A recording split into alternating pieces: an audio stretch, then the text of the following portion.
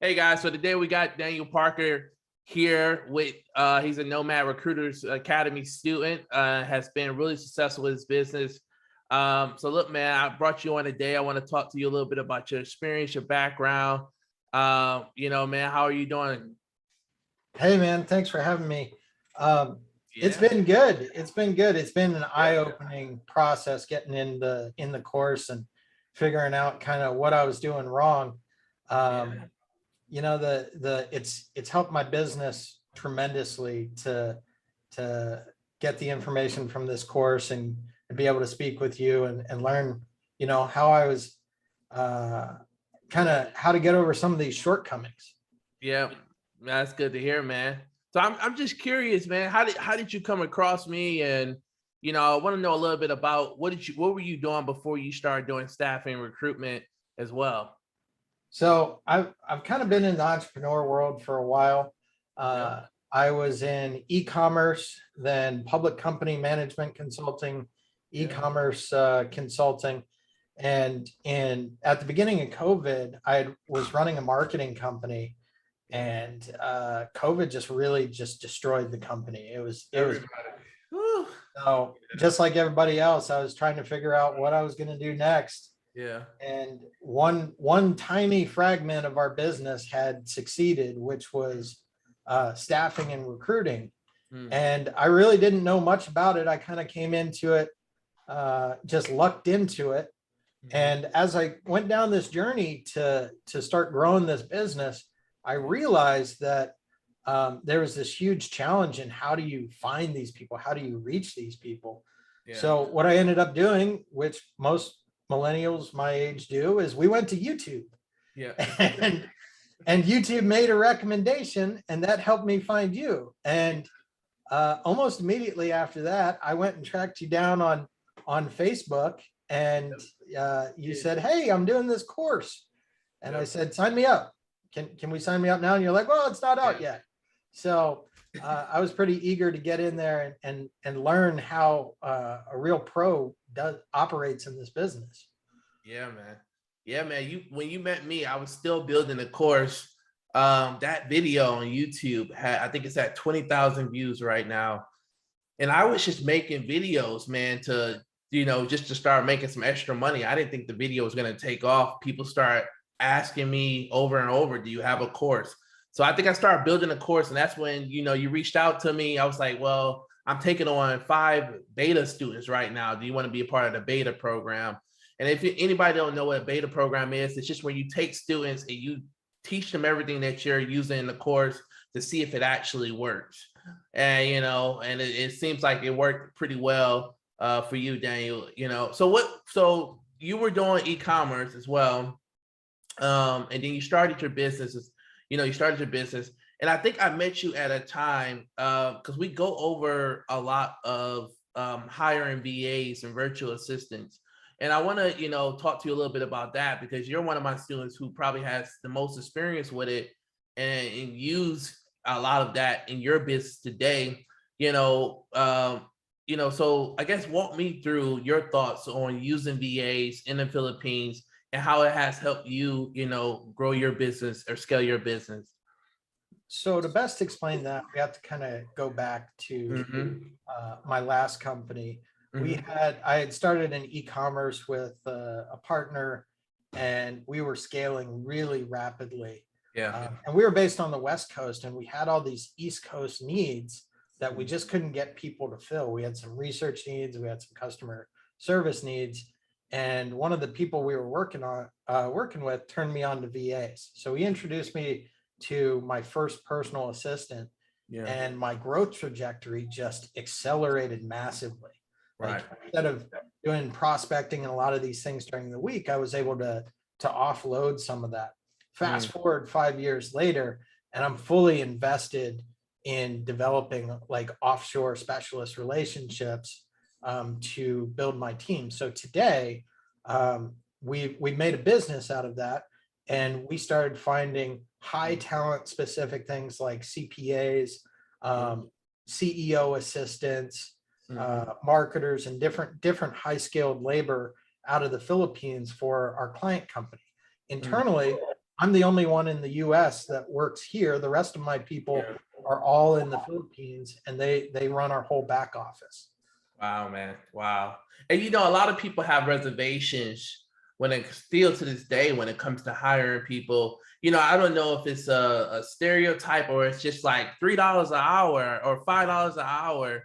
And it's just, I think it's I think people throw out that number, but there are people in the Philippines who make 10, 15, $20 an hour who are fluent in English and just as hard workers as your average American or foreigner, that you can think of. But I think you know, sometimes there's a bad taste sometimes when people think about hiring people overseas. And, it's good that we're talking about this because we're helping people understand that it's actually not bad. It's somewhat better, I feel like, because I personally feel like people in the Philippines work harder than us, if I could be honest.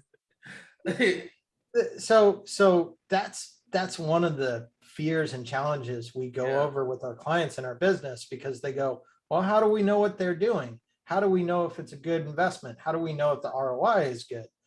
And specific to people in the Philippines, if you're paying somebody, let's say $3 an hour is the out of school college student. Okay. $3 an hour out of school college student, that's a minimum 22, 23 bucks in the US, right?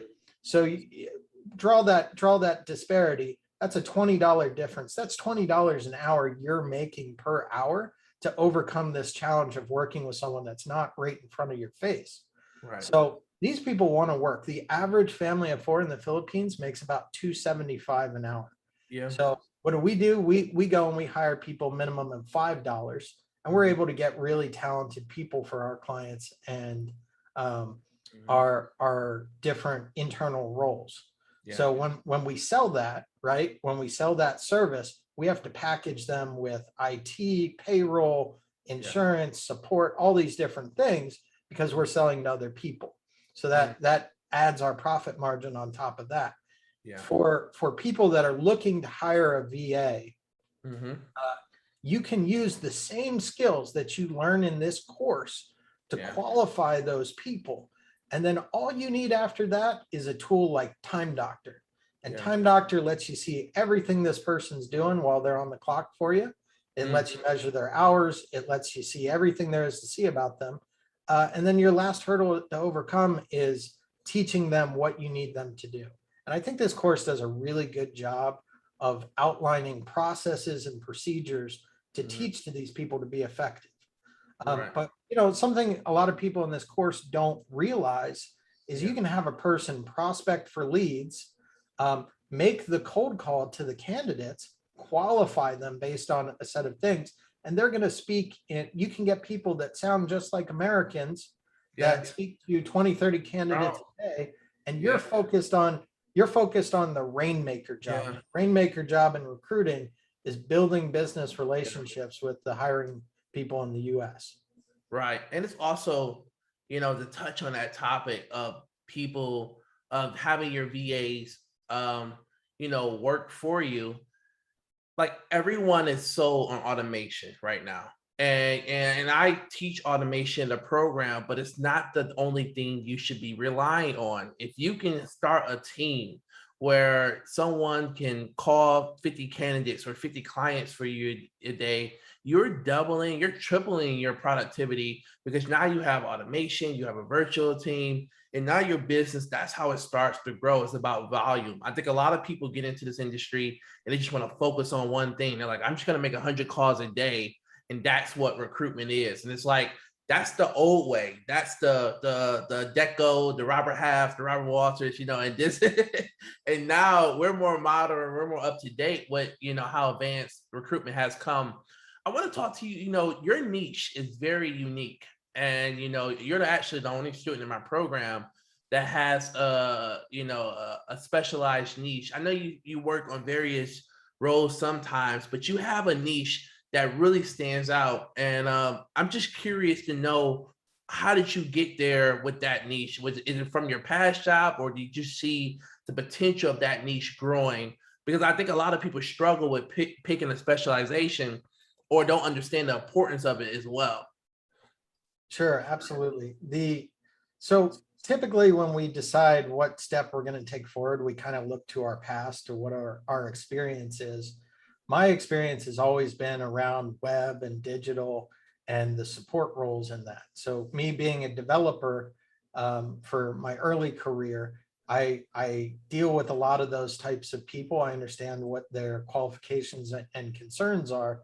And then over the last 2, 3 years, we've seen Shopify just kind of blow up into this big thing, right? Shopify, it went from the small part of the internet to close to 45% of all e-commerce sites. Mhm. So that being the main area that we focus on, or our main client base, I can speak to those business owners, those CEOs, those venture cap guys, and talk to them about the problems they're experiencing in their business without necessarily having to ask a ton of questions. Yeah. And part of that is sharing my experience in that area. Mm. When we get into other subcategories of that, like accounting, I rely on the subject matter experts of the people around me to be able to speak intelligently about that, because e-commerce specifically as a business, Yeah. a lot of these people are very savvy at hiring because Mhm. these roles didn't exist 10 years ago. They didn't Yeah. understand any of this stuff. It didn't So, exactly. so I bring about 15 years of experience from that field, and IT management and Mhm. team growth to be able to come in and give them more of a business consultation. So how I differentiate from standard recruiters is I come in and I help them define what those roles should be like and Mhm. how to actually make that transition into working with people that aren't right in front of them. Exactly. And it's also it's just important for people to understand as well, when you do choose a niche, especially from a background that you come from, as when you're starting your agency, clients want to work with you more. If you were for example, if you're working on a software engineer role and you were a previous software engineer, they're going to want to work with you because you know what they need. It's not like a recruiter who just goes out and look at the job description. You're able to actually talk to the tech team, the dev team, the CTO. It depends on your niche and your specialization. But when you're an expert in the subject matter, you're more in demand than the recruiter who just has the title and just looking for someone on a piece of paper. You actually know what they need. Dang, I'm curious I haven't asked one of my students this just yet on like one of these calls or these Zoom interviews, but I'm curious to know, man, what do you enjoy about working for yourself? Man, like, and I don't think we need to talk about that more. Like, how has life changed for you since you started being in control of your schedule? So I'm kind of probably a little bit of a special case Yeah. because I've worked for myself since 2012. I've Right. had obligations to partners and other things, but the biggest struggle to overcome was time management.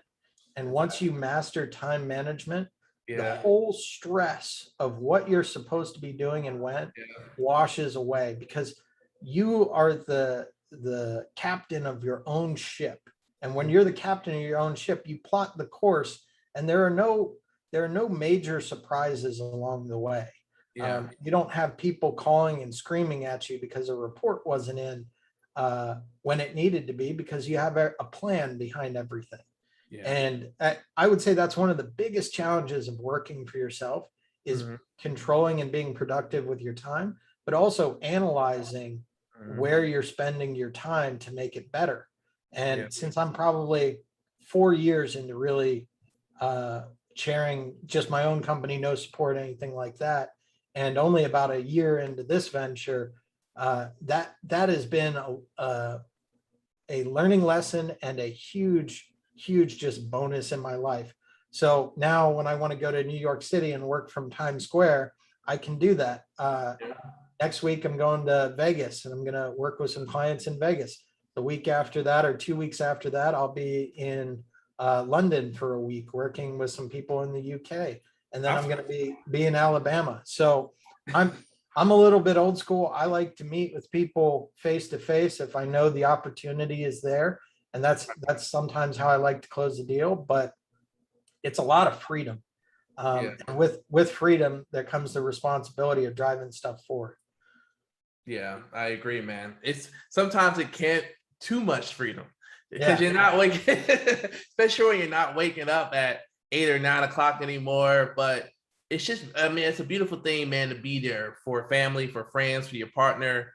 You know, you can be there more. We work so much, and we don't realize, man, how short life is with everything going on. You know, a lot of people. I talk to a lot of people. You know, that are always interested in signing up to the program, but they're always hesitant. You know, they're always hesitant to take action. And, you know, I wanted to ask you about, you know, why people should take action on starting their business now or believing in themselves, even if it's not joining my program. I always tell people when they talk to me on my free 45-minute call, I always tell them, hey, even if you don't sign up with me, get started. Even if, you know, like whoever my competitor is, go buy their course, get started. Like, because you're thinking about it, it's on your mind, and you know, you got to take action. But I guess, you know, what are your thoughts, or what advice would you give to people out there who are hesitant or taking action on their dreams and making things happen because they're afraid to fail? So let's break that down for a second. Yeah. Most people want to work for themselves to Hmm. create freedom, Right. but in typical business, we create a business so that Hmm. we can grow it and sell it, right? Yeah. Same thing with a recruiting business. You grow it up and then eventually you sell it. You Yeah. could work 10 years in the highest paying job that you could be and never come anywhere close to the potential of selling something you built yourself. Exactly. So there's not only the benefit of freedom, but Hmm. there's also the benefit of having a goal to shoot for that is bigger than I need money in my pocket right now. The Yeah. goal is to build something bigger than yourselves and then push it out there into the world so that it can be successful. Right. Right. And what about the fear that people have? I mean, like the fear of failing, the fear of, you know, not making it, you know, because you, I mean, you've had a lot of unsuccessful stories before you know, when you first started. We all have. uh, but you still, you know, you prospered and you know, conquer and came over a lot of obstacles when you got started, man. Um, I wouldn't say that I'm a special case, but uh, part of it is just being dedicated to learning from Yeah. mistakes and being able to deal with risk. I mean, there is risk in not being able to pay your mortgage next month, Yeah. but the reward, if you put everything that you are, your heart and soul into it, you Mhm. can come out 5 times, 6 times ahead. And Yeah. the biggest secret, I think, to starting your own business is Mhm. success snowballs. Yeah. So you start with this little snowball you got on the ground and you keep pushing it, and it becomes into this huge thing where right now I've got a team of 6 and all sorts of placements out in the field. If I Yeah. want to take a week off, the business is going to continue to grow without me. And Yeah. that right there is the dream that I aspired for going out on my own. But I understood that the risk was that you know, I might not be able to make my wife happy for a little bit, or I have to spend time away from her to put work Yeah. in, or I need to find a different way to cover these sets of bills. Mhm. So what I kind of recommend to everybody Mhm. is when you decide to start a side business that is going to become your main business, try to keep some normal employment going while you learn the ropes and you get experienced.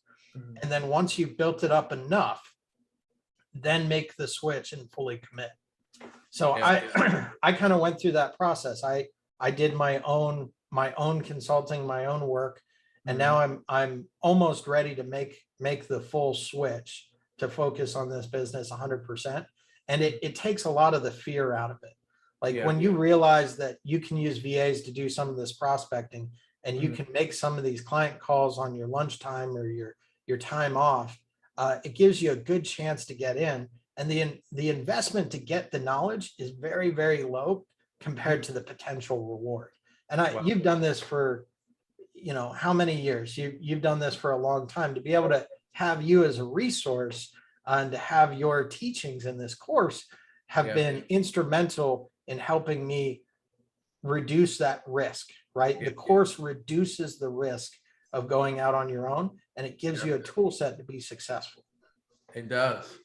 And I want to talk to you. I think we often hear a lot of recruitment coaches online constantly talking about clients this, how to find clients, but we never really, this is my opinion, but I feel that candidates are the most more important portion of recruitment, because our job is supply demand. We need a product to sell. We need a candidate. And I want to talk to you about the importance of candidate management, understanding your candidates and asking the right questions, and why it's so important to help your business grow, and how it can help you also seek out more opportunities with your company, because you have a lot of great relationships with your candidates. You stay in touch with them, they know you, you check on them. So I So, want to talk to you about that. Yeah. so every person you've ever met in your life, Mm-hmm. essentially a potential sellable product Mm-hmm. business.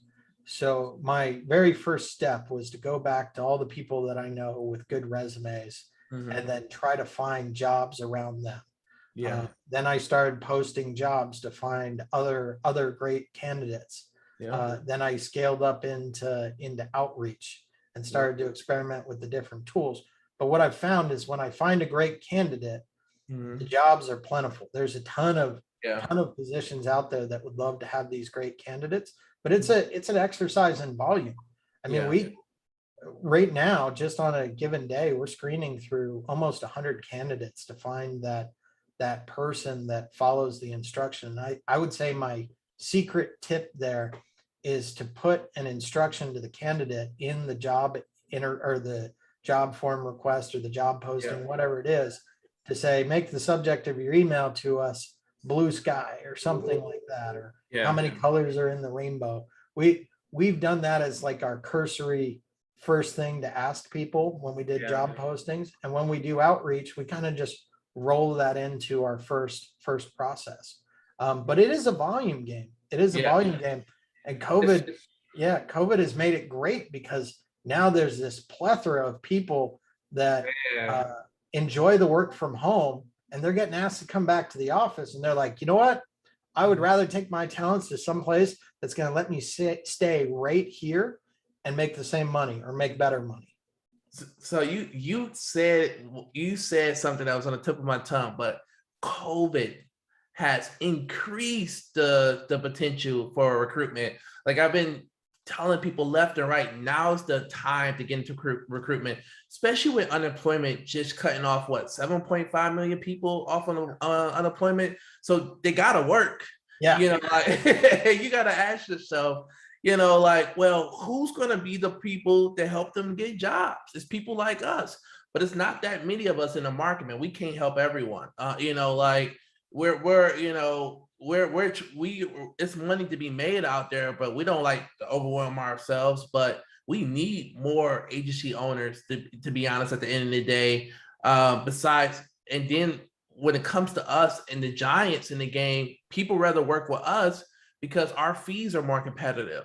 I do, of course, I have clients that pay 25, 30%, but I also have the freedom to control my fee price because I work for myself. I can work at a 15 or 18% on the job, and a client may most likely, choose me over a Robert Half or a Robert Walters, and I can at least win that job. So it's also understand the importance of pricing and just being in control of your company at the end of the day.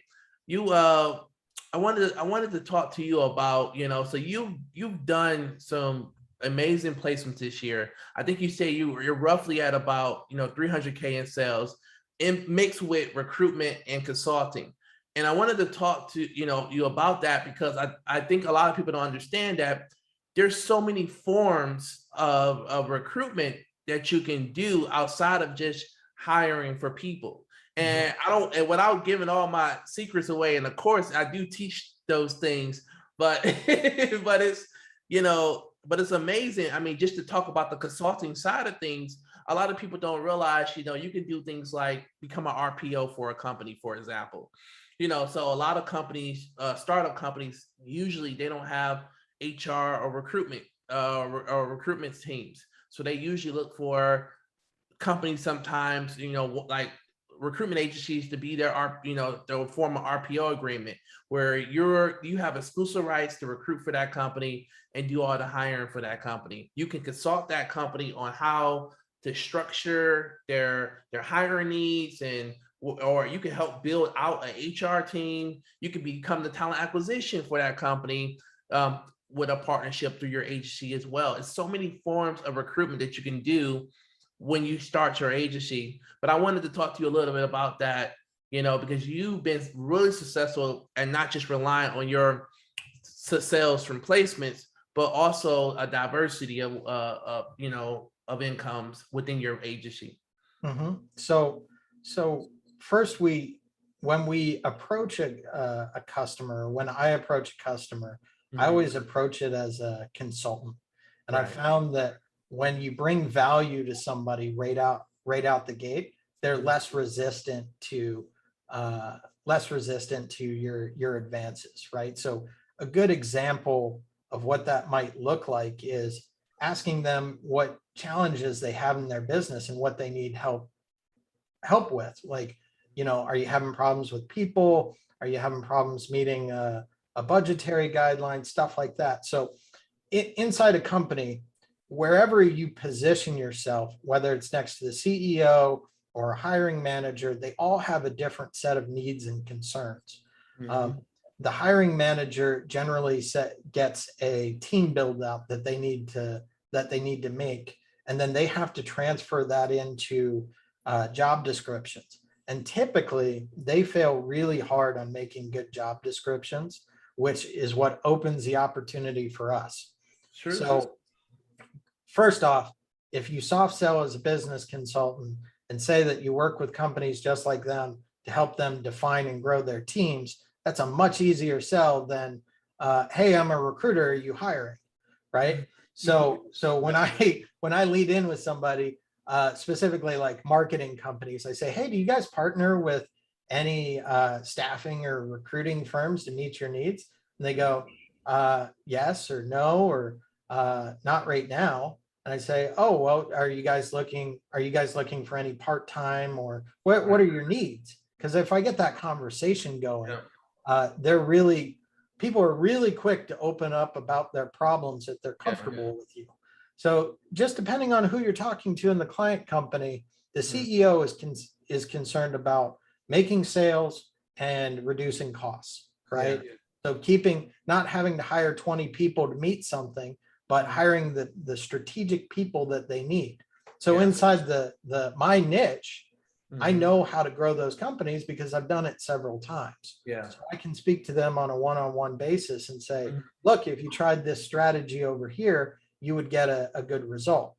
Now, the back half of that equation is you need to be the benefactor of all of those strategies that you offer. So if somebody needs a graphics designer, then you need to be able to source a freelance graphics designer that's part-time and make money in that situation.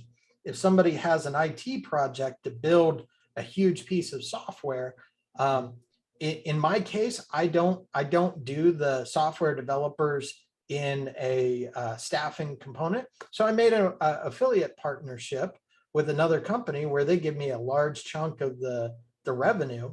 And that's become a huge, and it's entirely own revenue stream that's passive, right? So now we're doing 5, 10K a month passive, referring off a set of our needs to somebody else. We operate in our niche, which is direct hire and VA staffing, and we focus on that. But even if somebody says, we don't need what you need, I have some place to send it, or I have a business consultant relationship, which pays just as much as us managing it internal. Understand that. And I want to talk to you about, I always like talking about the importance of understanding red flags. And I talk a lot about this in the course. And I wanted to get it could be a candidate or client story, either or, of the importance of red flags, a recruitment story of a situation you was in, how you learned from it, how you overcame it, but why it's so important to understand red flags and learn from a program or a course like Nomad Recruiters Academy, that can just prevent you from situations, again. So it could be either or, candidate or client. I'm just curious. I want to know at least one story. So one that comes to mind that I had discussed with you was client wasn't signing a term sheet right away. Okay. And you immediately go, red flag, dude. You need to, I'm paraphrasing a little bit there, but clients that don't immediately sign the term sheet or take action on what you're offering, Yeah.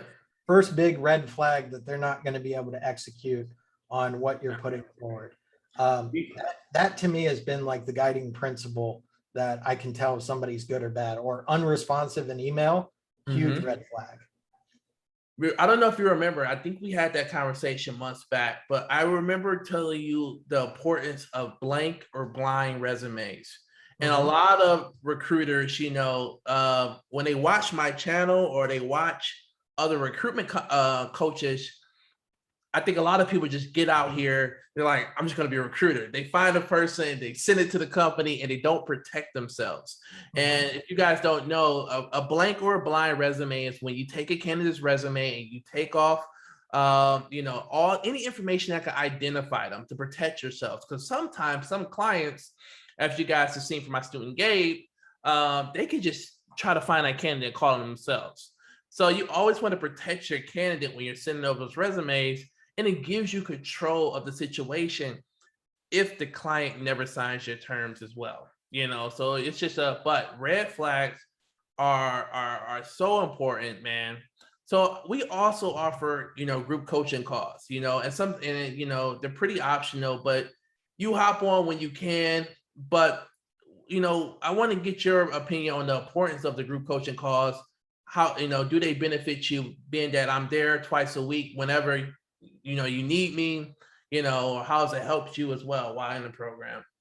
So early in my career, I didn't see the value of going to meetups and stuff like that. Now that I'm older and wiser, anytime you have a chance to get in a room of people that struggle with the same problems you do, you will learn something immensely valuable.